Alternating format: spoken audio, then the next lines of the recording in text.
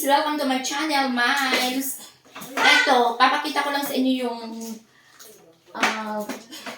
hahanda namin ngayong araw kasi ito na yung death anniversary ni nanay. Kaya maghahanda kami kahit konti. Ito pala guys, gagawa kami ng spaghetti. Ito yung mga halo ng spaghetti. Ito, mga gatas. Kaso nga lang, may kasama na itong sauce. Ayan, bale, 3 kilo yata to. Ito rin yung lulutuin na pansit. Ito yung luto namin, vermicelli supang kasi mas masarap siya ihalo dito sa ano nga ba tawag dito? Sa kanton. Ito naman yung gulay. Ito yung repolyo. May 4 na repolyo. Carrots. Ilang piraso din. Tsaka, ito bagyo beans. Ito yung halo dito sa sopas. Ito na rin yung mga gatas. Ayan. Gatas ng spaghetti at saka gatas ng sopas na lulutuin, guys. Ano pa bang meron?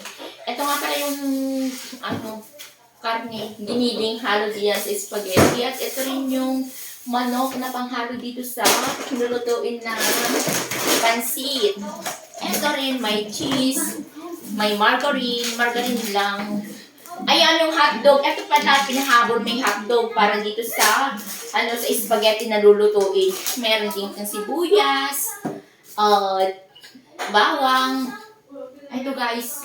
Pero may order pa kami na darating kasi nag-order na kami ng yung ready to eat na ng puto, bibingka at saka patupat. Kung alam niyo yung patupat, patawag namin dun sa Ilocano, yung nakabalot sa dahon ng ng saging. Ayan guys. At meron pala dito pampalapot na tomato paste para palitan sa spaghetti. Guys, ito lang yung ihanda namin ngayong 1 month death anniversary na kasi malaki yung gastos namin ng nakaburol siya sa kanong bibili. Nabos na yung aming pera. Baka sa susunod pag nag-1 year na siya,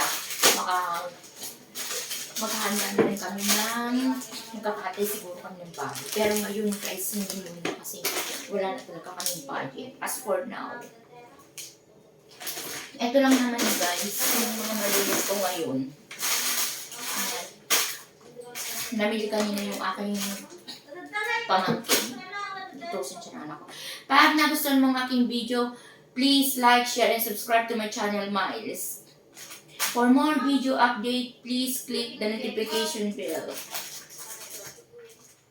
Ayun guys, thanks for watching. Bye-bye. See you on my next video upload.